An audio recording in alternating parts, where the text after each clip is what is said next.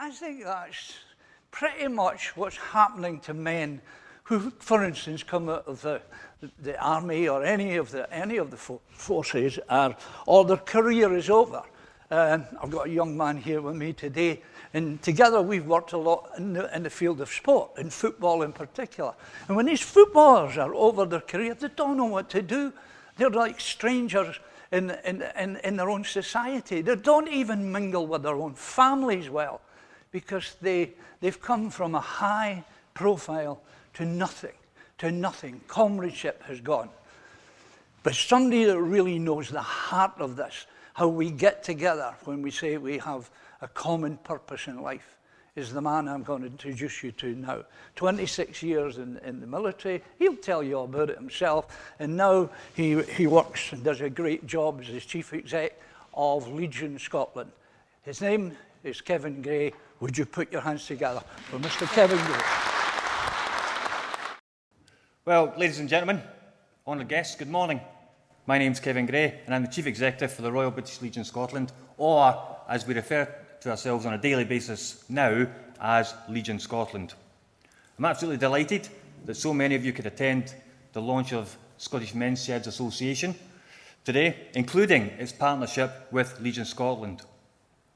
For many of you present today, the general well-being of people, regardless of age or circumstances within our communities, lies at the very heart of why we're actually here today.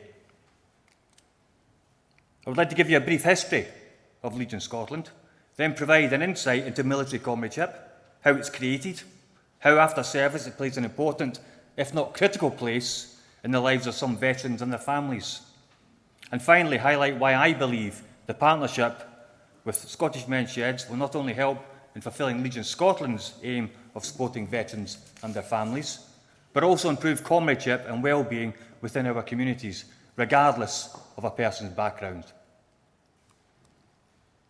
Following the end of World War I, many of those who served their country were left destitute on their return home. They had to cope with the prospect of unemployment, financial ruin, and homelessness, as well as coping with the psychological trauma suffered as a result of the horrific scenes they had witnessed on the front line. The commander of British forces in World War I, Field Marshal Earl Haig, was horrified by the plight faced by so many men who had been under his command. So in 1921, he formed the British Legion in order to provide a cohesive approach to supporting veterans and their families. Whilst it's believed Haig wished to form a single organisation, both north and south of the border, to support veterans, he never achieved it before his death in 1927. And to this day, separate charities still exist. I would like to make clear the often misunderstood relationship between the Royal British Legion Scotland, the Royal British Legion, and Poppy Scotland. Whilst all three charities work very closely together, they are all distinctly different and entirely separate charities. I must stress that both Legion Scotland and Poppy Scotland work very closely together with the mutual aim of supporting each other to ensure that provisions are made for Scotland's veterans, whether that be the welfare services offered by Poppy Scotland, or the remembrance, comradeship and well-being needs covered by Legion Scotland. Legion Scotland is made up of a network of areas and branches that extend through Scotland, with over 170 branches, 69 clubs, and a membership of over 30,000. Our membership and structure provides an extension to the military comradeship community. Whatever way we look at war, there will always be consequences. The biggest outcome will be the devastation of losing a loved one. This cannot be changed, and the sacrifice must always be remembered. The difference, though, can be made in the level of support to those that have been scarred as a result of their service. This could range from life-changing physical and very obvious injuries to the hidden, not always apparent psychological scars that sometimes take years to manifest in any number of ways.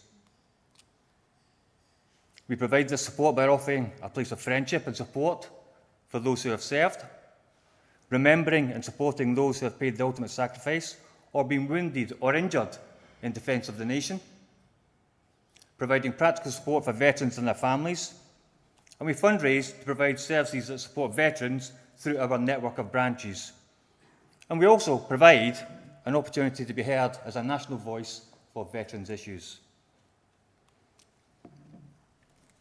I would like to tell you something of military comradeship and the unique sense of community it produces both in the services and among veterans. Military comradeship is born out of an employment environment unlike any other. It is unique, and it starts to be formed on the first day of service. For those of you unfamiliar with it, imagine a job where you arrive for a 6-month residential training course and you have to share a room with several strangers whose most intimate and sometimes irritating habits quickly become evident. You're put under more mental and physical pressure than you would ever have considered reasonable for long days and many nights. You have little free time, and much of that is spent obsessively cleaning your kit, your room, and also the surrounding area. And to top it all, you're not allowed to leave the establishment for the first few weeks. The key to surviving the pressure and completing the training is, without question, teamwork, which in turn creates mutual dependency. You learn to tolerate each other, to work together, to watch out for each other, to socialise together, ultimately to depend on each other. A distinguished soldier turned author described it: "Whatever happens to you in life, nothing compares to the frozen, hungry, exhausted misery of your first few weeks in the army." The bonds you make in those first few weeks are among the strongest in your life. Then imagine arriving in your first unit. Almost all your comrades from training have dispersed elsewhere, and it starts all over again. You still have to live in barracks, probably still sharing a room with people from your team. But this time it's different, because your unit will be preparing for live operations. So the training takes on a new seriousness. But you come to realise that it all seems to work, that loyalty, trust, mutual respect and team spirit have become a part of your life in a way you would never, ever have expected. And then if you get married, you'll probably live in service housing with close colleagues as neighbours. And so this close community, based on a career and underpinned by comradeship, can draw in and enfold your family too, creating a slice of society unlike any other in our country. When you do go on operations, the reality is that you may be called upon to put your life on the line. And you would do so, but not for the government or for any sense of patriotism, but ultimately for your comrades. Comradeship, it's said, comes from both the powerful bond of adversity shared in battle or on operations, and the mutual respect, friendship, familiarity and loyalty and support formed in all aspects of service. So I hope that you realise that military comradeship is indeed unique, since that uniqueness can become a problem for some of those leaving the services. It comes a bit of a shock when you leave to discover that many of the values, such as loyalty, trust, mutual respect and team spirit that were the foundation of your military career, seem not to apply in the civilian workplace. The majority of servicemen adapt to this change with varying degrees of ease, but for some it can bring about a sense of loss and even a fear of the unknown that can be a real problem to come to terms with. The very structure and makeup of military service creates almost something of a safe haven, a unique support system for military personnel and their families, which then extends into the ex-service community. But we have to adopt a new approach for a new age. The fact is that for some of our veterans, leaving the military family support system behind is hard to come to terms with. Some may have injuries, either physical or mental, or even both, sustained through their service that require specialist attention.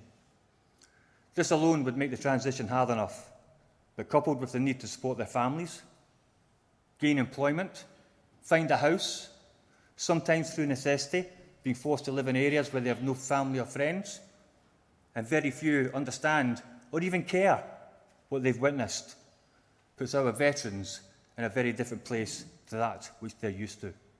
The Legion Scotland family, as already mentioned, is not charged with providing full-blown welfare services, but through our membership network, we know which charities are best placed to provide that support. We will provide consistent and more relevant wellbeing and befriending service across Scotland that will tackle isolation and loneliness through comradeship. Sometimes the complexity and sheer number of helping bodies is hard to navigate, and this is where local knowledge from combined Legion Scotland clubs and Scottish men's sheds comes into play to provide a wider depth of information than would have been achieved if the two organisations worked independently. And from a national perspective, that's why the partnership is crucial to ensure that the very organisations that have been set up to assist veterans and support comradeship in local communities are better informed and aware of the services that each provide, and where possible, that duplicity is kept to the absolute bare minimum. This is where our partnership with Scottish Men's Sheds plays a vital part in the provision of a unique service in our communities. We offer people of all ages and backgrounds the opportunity to meet up and share stories about their experiences, to meet with like-minded people who understand what they're going through. We give them the chance to become part of the growing Legion Scotland and Men's Sheds family that creates the comradeship community that they may be missing. This journey started recently with the establishment of the Bankery Men's Shed, which utilises ground and amenities provided by the Bankery branch of Legion Scotland. The link with those that have not served brings a new dimension to the veterans' world. The opportunity to mix and reintegrate into the civilian community by sharing experiences, both military and civilian, could be the very thing that does away with the need for separate safe havens for ex-service and non-ex-service.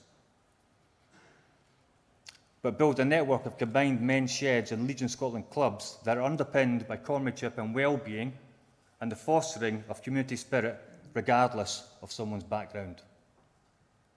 This is why I believe the partnership with Scottish Men's Shed is not just a good thing to have, but ultimately the right thing to do. Ladies and gentlemen, I hope I've demonstrated the strength and the need for a Legion Scotland partnership with Scottish Men's Sheds, who have both the shared commitment to work closely and in mutual support of each other. The partnership provides the ideal platform and opportunity for members of the ex-service community to reintegrate with the civilian environment, and I'm delighted that we are able to officially launch the partnership, and I thank you all for coming along today to aid the communication process.